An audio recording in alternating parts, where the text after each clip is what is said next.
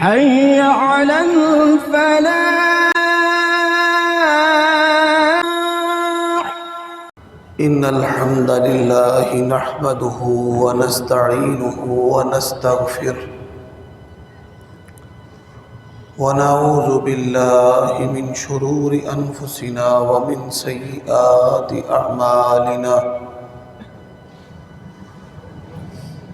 من يهده الله فلا مضل له ومن يضلل فلا هادي له وأشهد أن لا إله إلا الله وحده لا شريك له وأشهد أن محمدًا عبده ورسوله أما بعد فإن خير الحديث كتاب الله وخير الهدي هدي محمد صلى الله عليه وآله وسلم وشر الأمور محدثاتها وكل محدثة بدعة وكل بدعة ضلالة وكل ضلالة في النار. اللهم صل وسلم على نبينا محمد وبارك وسلم وصل عليه. أعوذ بالله السميع العليم وبوجهه الكريم وسلطانه القديم من الشيطان الرجيم من حمزه ونفخه ونفثه. سبحان الذي أسرى بعبده ليلا من المسجد الحرام إلى المسجد الأقصى الذي باركنا حوله لنريه من آياتنا إنه هو السميع البصير. عیوب اور نقائص سے منزہ اور پاکیزہ تمام قسم کی حمد و ثنا اللہ وحدہ لا شریک لہ کے لیے،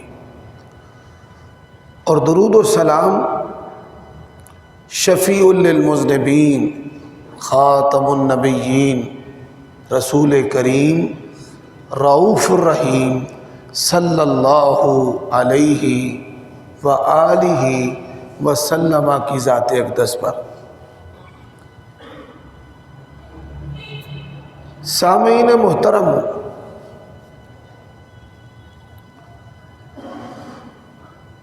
شعبان رمضان سے پہلے متصل جڑوا اسلامی مہینہ ہے جس کے اندر نبی علیہ الصلاۃ والسلام کثرت سے روزے رکھتے، اور رمضان سے پہلے آپ صلی اللہ علیہ وآلہ وسلم روزے چھوڑ دیتے، شعبان اور رمضان کے اندر فرق کرنے کے لیے.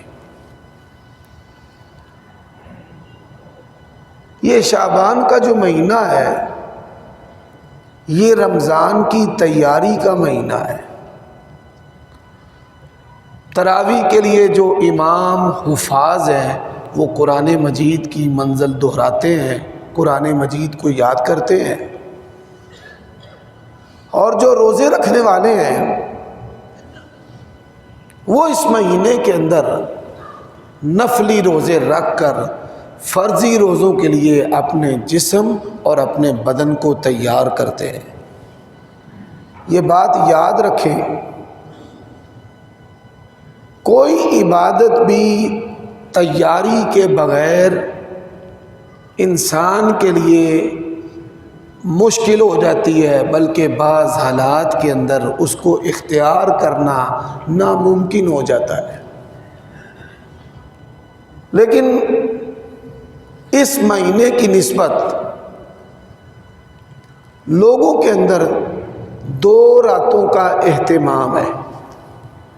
پہلی رات شب معراج، دوسری رات شب برات۔ شب برات کے بارے میں اختصار سے چند باتیں آپ کی خدمت میں عرض کرنا چاہتا ہوں۔ اس رات کے بارے میں مشہور ہے کہ اس رات کو رزق کی تقسیم کے فیصلے ہوتے ہیں، زندگی اور موت کے فیصلے ہوتے ہیں، قبولیت کے فیصلے ہوتے ہیں۔ میرے بھائیوں دوستوں، یہ جو تصورات ہیں اسلام کے محکم جو دلائل ہیں قرآن اور سنت کے، اس کے خلاف ہیں۔ سب سے پہلی بات، اللہ تبارک و تعالی نے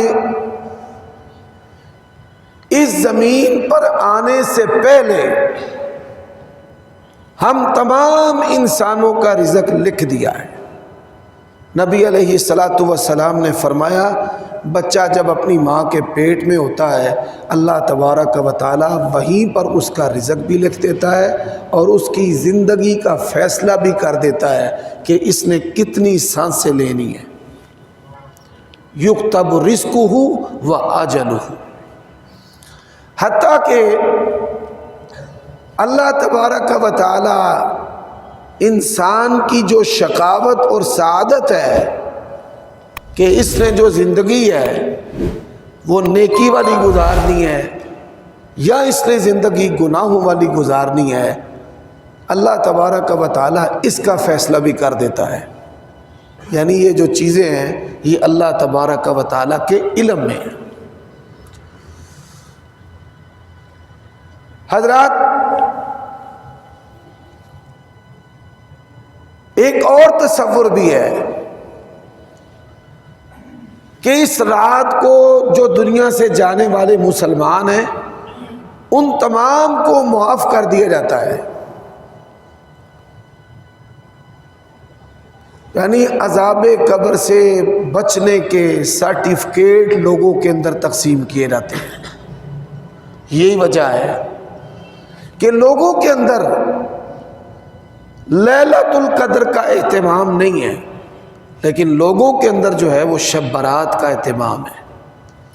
حالانکہ آپ غور کیجئے، اسلام کی کوئی عبادت بھی ایسی نہیں ہے کہ جس عبادت کا نام اللہ تعالیٰ اور اس کے رسول نے خود نہ رکھا ہو۔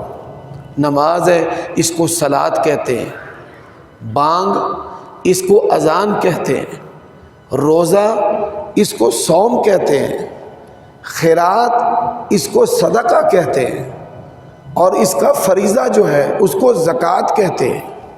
یعنی تمام جو عبادات ہیں وہ چھوٹی ہیں یا بڑی ہیں، ان تمام کے نام کس نے رکھے ہیں؟ اللہ تعالیٰ اور اس کے رسول نے رکھے ہیں۔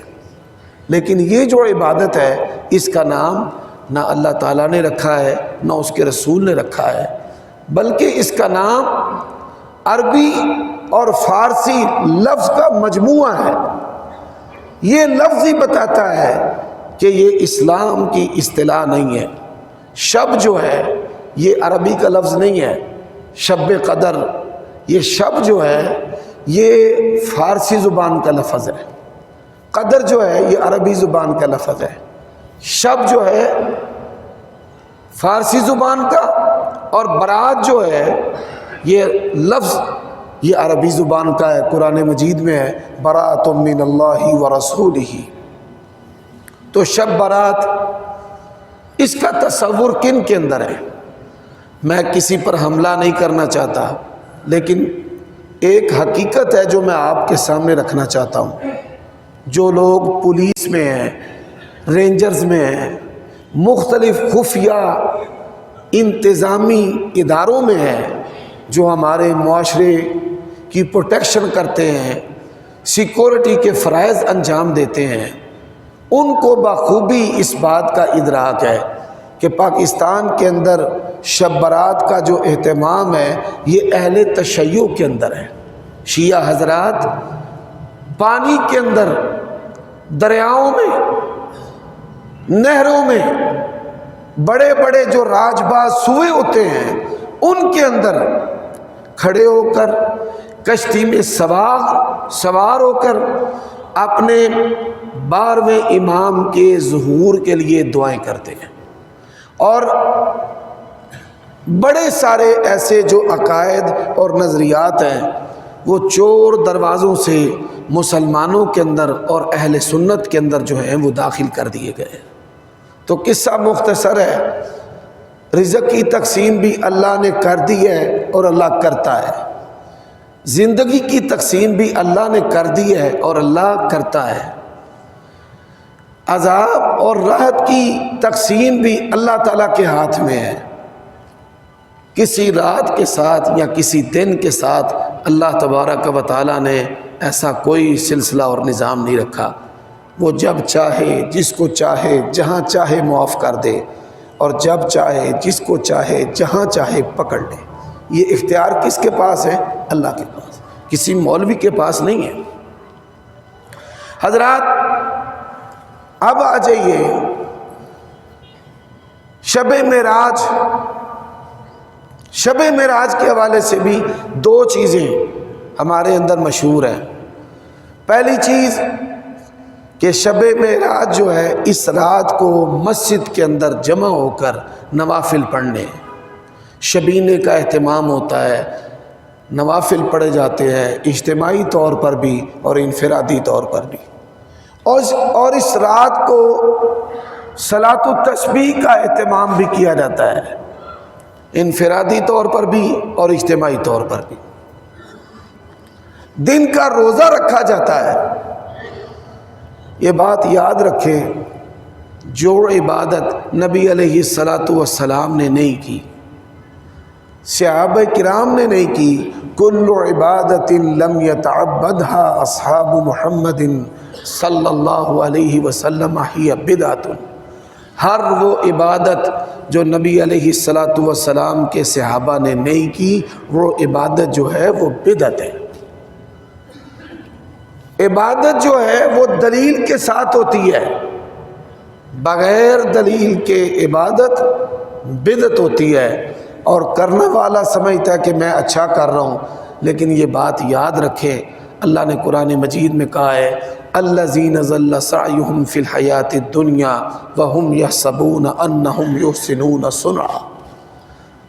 کرنے والے گمان کرتے ہیں کہ ہم اچھا کر رہے ہیں، لیکن اللہ تبارک و تعالیٰ فرماتے ہیں کہ ہم ان کی اس محنت کو ضائع کر دیتے ہیں. وہ عبادت نہیں، وہ بدعت ہے. اور اسی کے بارے میں اللہ تبارک و تعالیٰ نے قرآن مجید میں کہا ہے عاملۃ ناصبہ تصلی نارا حامیہ. عمل کر کر کے تھکے ہوں گے لیکن اللہ تبارک و تعالیٰ ان کو جہنم رسید کر دے. حضرات میں ایک مشہور حدیث ہے اس کا ایک پہلو دلیل کے طور پر ذکر کرنا چاہتا ہوں کہ 3 آدمی نبی علیہ السلام کے دروازے پر آئے. نبی علیہ السلام کے معمولات کے بارے میں انہوں نے پوچھنا شروع کر دیا. پہلا آدمی سوال کرتا ہے کہ اللہ کے نبی علیہ السلام اپنی بیویوں کے قریب جاتے ہیں؟ امت کے اندر اس دور سے لے کر آج تک شیطان نے یہ تصور داخل کرنے کی کوشش کی ہے کہ جو نیک لوگ ہیں وہ نکاح نہیں کرتے، اور اگر نیک لوگ نکاح کریں تو وہ بیویوں کے قریب نہیں جاتے. یہ غلط فہمی کچھ لوگوں کے اندر تھی کہ نبی علیہ السلام نے نکاح تو کیے ہوئے ہیں لیکن آپ اپنی بیویوں کے قریب نہیں جانتے، جنسی عمل نہیں کرتے، ہم بستری نہیں کرتے. تو سیدہ عائشہ رضی اللہ تعالی عنہا نے بتایا کہ نبی علیہ السلام تو اپنی بیویوں کے قریب جاتے ہیں. وہ بڑا حیران ہوا. دوسرے نے سوال کیا آپ کا دن، نبی علیہ السلام دن میں روزہ بھی رکھتے ہیں چھوڑ بھی دیتے ہیں. اس نے کہا اچھا روزے چھوڑ دیتے ہیں؟ حالانکہ ہمارے ہاں یہ تصور ہے کہ بھوکے رہنا، جسم کی ہڈیاں نکل آئیں، ڈھانچہ نمایاں ہو جائے، وہ بندہ نیک ہوتا ہے. کھانے پینے والا جو بندہ ہے وہ نیک نہیں ہوتا۔ یہی وجہ ہے کہ ہندوؤں کے اندر ایک پنڈت ہوتا ہے جو کھاتا پیتا ہے، مندروں میں عبادت کرواتا ہے، اور ایک سنت ہوتا ہے۔ سنت اس کو کہتے ہیں کہ جو معمولی کھاتا پیتا ہے اور بڑا جسہ ہونے کے باوجود اس کی ہڈیاں جو ہیں وہ نکلی ہوتی ہیں۔ یہی جو چیزیں ہیں اسلام کے اندر بھی کچھ لوگوں نے داخل کر دی ہیں۔ نکاح تو نہیں کرتے لیکن ہزاروں عورتوں سے زنا کرتے ہیں۔ حضرات کھانا تو نہیں کھاتے لیکن افیون کا استعمال کرتے ہیں، بھنگ پیتے ہیں، ہیروئن پیتے ہیں، اور وہ یہ سمجھتے ہیں کہ ہم نیکی کر رہے ہیں۔ تیسرے نے یہ سوال کیا کہ نبی علیہ الصلوۃ والسلام آپ کی رات کیسی ہے؟ تو انہوں نے کہا کہ نبی علیہ الصلوۃ والسلام رات کو سوتے بھی ہیں اور آپ صلی اللہ علیہ وآلہ وسلم کچھ حصہ عبادت بھی کرتے ہیں۔ اب ام المومنین حضرت عائشہ صدیقہ رضی اللہ تعالی عنہا ابھی دروازے پر تھی، تو یہ دروازے پر ہی کھڑے ہو کر کہنے لگے میں نے ساری زندگی نکاح نہیں کرنا۔ نبی علیہ الصلوۃ والسلام نے کیا فرمایا ہے؟ لا رہبانیت فی الاسلام، اسلام کے اندر کوئی رہبانیت نہیں ہے۔ اگر کوئی بندہ یہ سمجھتا ہے کہ میں نے نکاح نہیں کرنا، نکاح نہ کر کے وہ کہے کہ میں متقی پرہیزگار بن جاؤں، یہ کبھی نہیں ہو سکتا۔ متقی پرہیزگار بننا ہے تو نبی علیہ الصلوۃ والسلام کے طریقوں پر چلنا ہوگا، نکاح بھی کرنا ہوگا، کھانا بھی کھانا ہوگا، لذت والی جو چیزیں ہیں ان چیزوں کو استعمال کرنا، یہ نیکی اور تقوی ہے کہ آپ کھائیں اللہ کا شکر ادا کریں، آپ کھائیں آپ نماز پڑھیں۔ یہ نہ ہو کہ آپ کھانا پینا چھوڑ دیں، جسم کمزور ہو جائے اور آپ اپنے جسم کے ساتھ عبادت بھی نہ کر سکیں۔ حضرات دوسرے نے کہا میں نے پورا دن کوئی چیز کھانی بھی نہیں ہے پینی بھی نہیں ہے، میں نے روزہ رکھنا ہے، بھوکا رہنا ہے۔ تیسرے نے کہا میں نے ساری رات نہیں سونا، ساری رات میں اللہ تعالیٰ کی عبادت کروں گا۔ اب یہ تینوں چلے گئے، نبی علیہ الصلوۃ والسلام آئے، آپ صلی اللہ علیہ وسلم کو خبر دی گئی کہ فلاں فلاں آدمی آیا تھا، اس نے یہ سوال کیا، میں نے یہ جواب دیا، اور انہوں نے دروازے کے باہر کھڑے ہو کر آپس کے اندر یہ گفتگو کی ہے۔ رسول اللہ صلی اللہ علیہ وسلم نے ان تینوں کو بلوایا، وہ تینوں آ گئے۔ نبی علیہ الصلوۃ والسلام نے کہا کہ تم نے یہ کلمات کہے ہیں؟ جی ہاں یا رسول اللہ صلی اللہ علیہ وسلم، میں نے یہ کلمات کہے، میں نے بھی یہ کلمات کہے، ہم نے یہ باتیں کی ہیں۔ فرمایا یہ بات یاد رکھ لو، اگر یہ تم کام کرو گے تو یہ کام اللہ کے ہاں قبول نہیں ہے، یہ تینوں کام تمہیں جہنم میں لے جانے کے لیے کافی۔ حضرات شب معراج اس رات کی جو عبادت ہے نبی علیہ السلام نے تو نہیں بتائی، اس رات کی جو عبادت ہے صحابہ کرام نے تو نہیں کی، اور پھر اس دن کا جو روزہ ہے نہ اللہ کے نبی نے رکھا ہے نہ صحابہ کرام نے رکھا ہے۔ میرے بھائیوں اور دوستوں، آپ یہ سن کر حیران ہوں گے، اسلام کی 10 صدیوں کے اندر شب معراج کا کوئی تعین ہے ہی نہیں ہے کہ کس مہینے میں نبی علیہ السلام کو معراج ہوا ہے اور کس رات نبی علیہ الصلوۃ والسلام کو معراج ہوا ہے، اس کا تصور اسلام کے اندر ہے ہی نہیں۔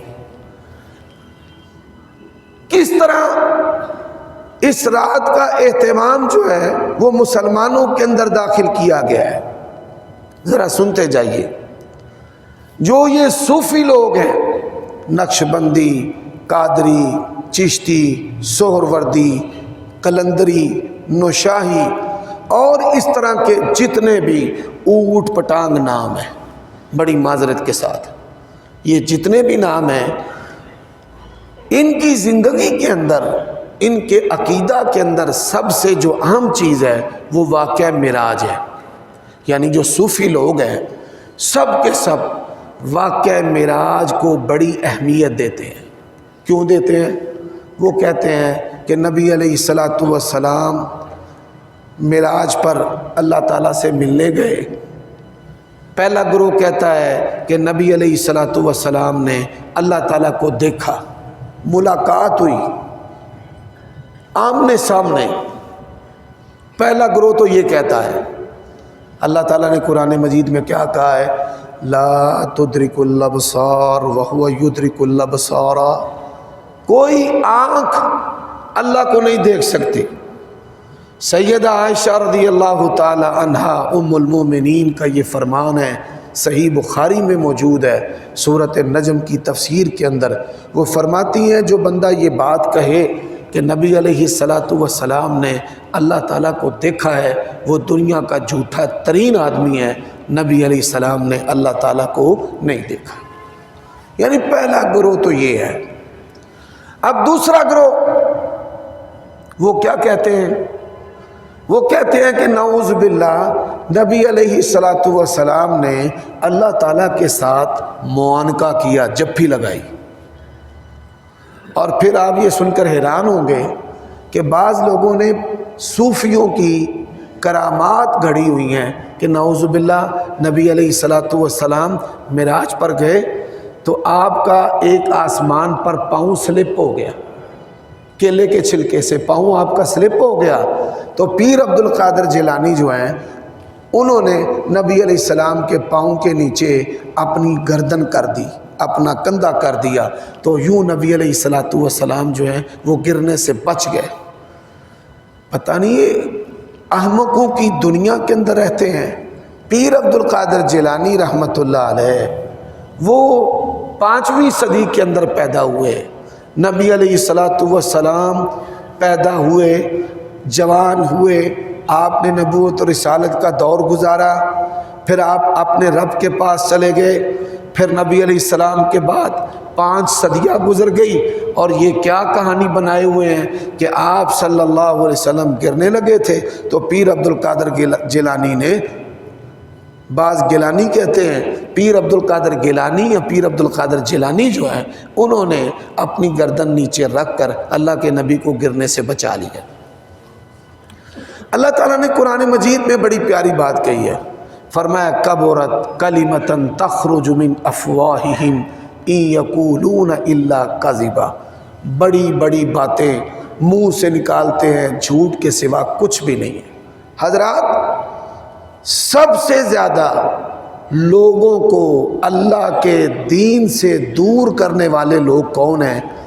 جو خلاف عقل کرامات بناتے ہیں، معجزے بناتے ہیں، کہانیاں گڑھتے ہیں، اور جب انسان شعور کی عمر میں آتا ہے یا پڑھتا لکھتا ہے یا سائنسی علوم جو ہے ان کا ادراک ہوتا ہے تو وہ کہتا ہے کہ یہ مذہب کے نام پر سب جھوٹ ہے، سب بکواس ہے، اور وہ بندہ جو ہے وہ ریئیکشن، رد عمل کے طور پر قرآن سے بھی، نبی علیہ الصلوۃ والسلام کی سنت سے بھی، دین سے بھی، حدیث سے بھی دور ہو جاتا ہے۔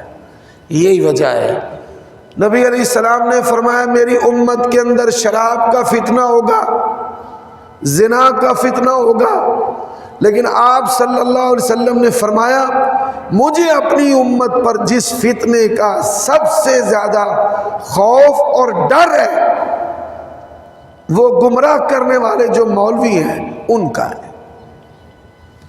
اچھا، یہ جو دوسرا درجہ ہے، انہوں نے تو کہا کہ نبی علیہ الصلوۃ والسلام نے اللہ تعالیٰ سے جپھی لگائی۔ اب تیسرا جو گروہ ہے وہ کیا کہتا ہے؟ وہ کہتا ہے ہک ہے، ہک ہے، ہک نو ڈو کر جانے پکا کافر اور مشرک ہے۔ یعنی اللہ اور نبی کے اندر کوئی فرق نہیں ہے، نور من نور اللہ ہے۔ اللہ نے اپنا جو ایک حصہ ہے اس کو زمین میں اتار کر محمد رسول اللہ بنا دیا۔ اب آپ دیکھیے ان ساری کہانیوں کا نتیجہ کیا نکلا ہے، یہ جو کہانیاں بنائی گئی ہیں اس کا نتیجہ کیا نکلا ہے کہ امت کے اندر جو روشن خیالی کے علم بردار اسکالر ہیں، مولوی ہیں، غامدی صاحب جیسے جو لوگ ہیں، انہوں نے کہا کہ واقعہ معراج اس کی کوئی حیثیت اور حقیقت نہیں ہے۔ اب ایک طرف غلو کرنے والے اور اس غلو یعنی اس مبالغہ آرائی کے نتیجے میں جو نقصان ہوا ہے وہ کیا ہے کہ امت کے اندر کئی لوگ ایسے پیدا ہو گئے کہ جنہوں نے واقعہ معراج کا انکار کر دیا۔ کہتے ہیں جی ہمیں مذہبی کہانیاں ہیں، گپیں اور داستانیں ہیں کہ انہوں نے کہا جی معراج ہوا ہے، کوئی معراج نہیں ہوا۔ حضرات، قرآن مجید کے اندر واقعہ معراج جو ہے وہ اللہ تعالیٰ نے 2 حصوں میں بیان کیا ہے۔ ایک حصہ جو ہے اس کو اسراء کہتے ہیں، یعنی زمین سے زمین تک کا سفر، اس کو اسراء کہتے ہیں۔ اور سورت بنی اسرائیل 15ویں پارے کی جو پہلی سورت ہے، اس سورت کا نام سورت اسراء بھی ہے۔ آپ جب مکہ مدینہ میں جاتے ہیں تو وہاں قرآن مجید کے جو نسخے ہیں اس میں سورت اسراء لکھا ہوا ہے۔ یہاں پر بھی کئی لوگ ہیں، ان کے گھروں میں سعودی عرب سے آیا ہوا قرآن مجید کا تحفہ ہے، اس کے اندر بھی سورت بنی اسرائیل کو سورت اسراء لکھا ہوا ہے۔ تو سورت اسراء جو ہے اس کا معنی ہے زمین سے زمین تک کا سفر۔ اب زمین سے زمین تک کا سفر کون سا ہے کہ مکہ المکرمہ، مکہ سے نبی علیہ السلام نے یروشلم جو بیت المقدس ہے، مسجد اقصی، اس کا سفر کیا ہے۔ اب یہ جو سفر ہے اور پھر یہاں سے نبی علیہ السلام نے 7 آسمانوں کا سفر کیا، پھر 7 آسمانوں سے آگے سدرۃ المنتہا، پھر سدرۃ المنتہا سے بھی آگے، جہاں تک اللہ تعالیٰ نے ہمارے نبی کو یہ عزت اور عظمت اور شرف اور بزرگی جو ہے وہ عطا کی ہے۔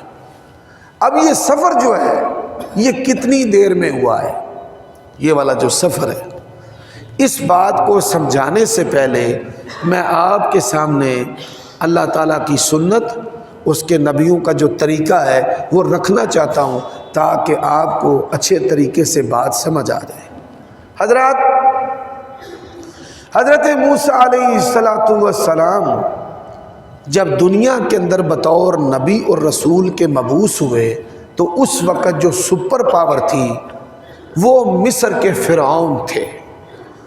اب مصر کے جو فرعون ہیں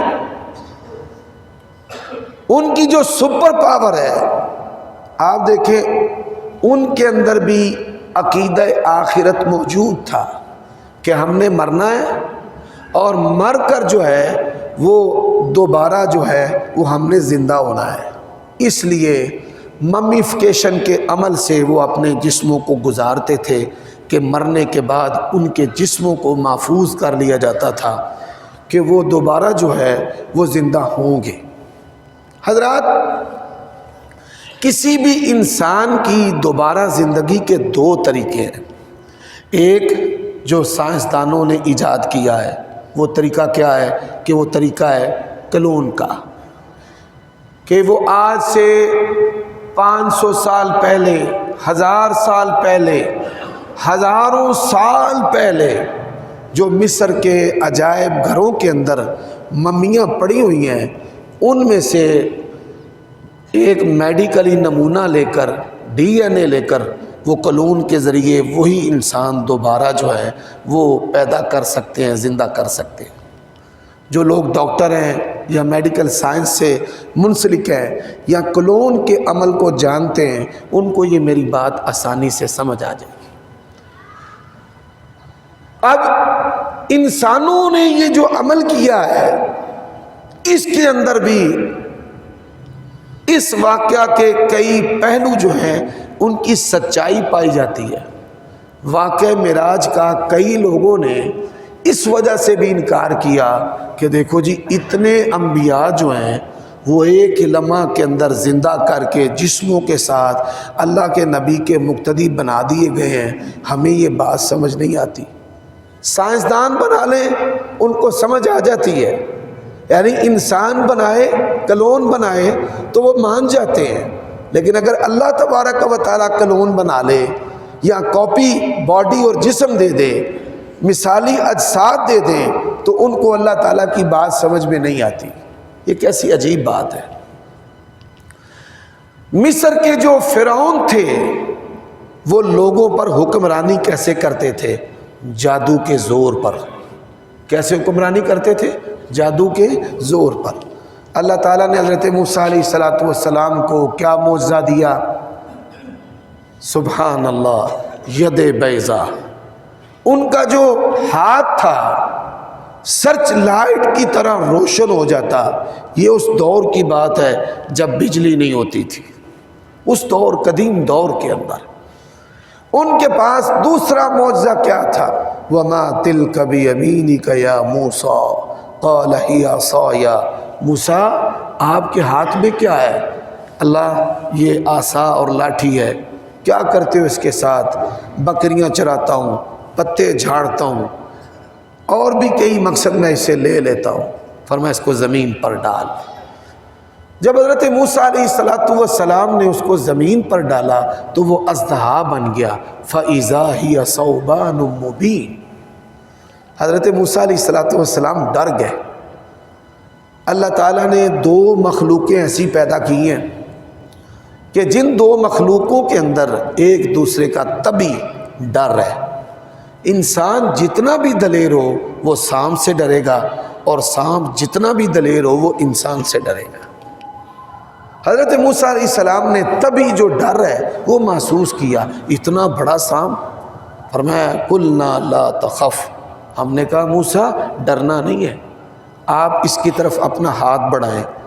جب حضرت موسیٰ نے اللہ کے حکم پر ہاتھ بڑھایا تو قرآن مجید میں ہے کہ وہ سانپ حضرت موسیٰ علیہ السلام کے ہاتھ کی طرف جب بڑھا تو پھر اتنے کا اتنا ہی سوٹا، آسا، وہ لاٹھی بن گئی۔ یہ دونوں چیزیں لے کر حضرت موسیٰ علیہ السلام فرعون کے پاس گئے۔ فرعون کو کہا رب العالمین کو مان لے، اللہ کو مان لے۔ اس نے کہا کون رب العالمین؟ حضرت موسیٰ علیہ السلام نے بڑی پیاری بات کی، ربکم ورب آبائکم الاولین، تو اپنے آپ کو رب سمجھتا ہے، تیرا بھی رب اور تیرے باپ کا بھی رب، تیرے دادا کا بھی رب۔ میں اس رب کی ربوبیت اور الوہیت کی تجھے دعوت دیتا ہوں۔ حضرات، بعض لوگ جو ہیں بڑے سادہ ہوتے ہیں اور ان کو یہ سیاستدانوں کی جو لڑائیاں ہیں یہ سمجھ میں نہیں آتی کہ جیلوں میں جاتے ہیں، مارے کھاتے ہیں، جوتے پڑتے ہیں، ان کو در بدر کر دیا جاتا ہے، ان کو ذلیل و رسوا کیا جاتا ہے، اتنا ذلیل کیا جاتا ہے کہ گدھے پر بٹھا کر کسی بندے کا منہ کالا کر کے اس کو ذلیل کیا جائے نا، سیاستدانوں کو اس سے بھی زیادہ ذلیل کیا جاتا ہے۔ لیکن یہ پھر بھی اقتدار پانے کے لیے سب کچھ کرنے کو تیار رہتے ہیں۔ کیوں رہتے ہیں؟ اس کا سبب کیا ہے؟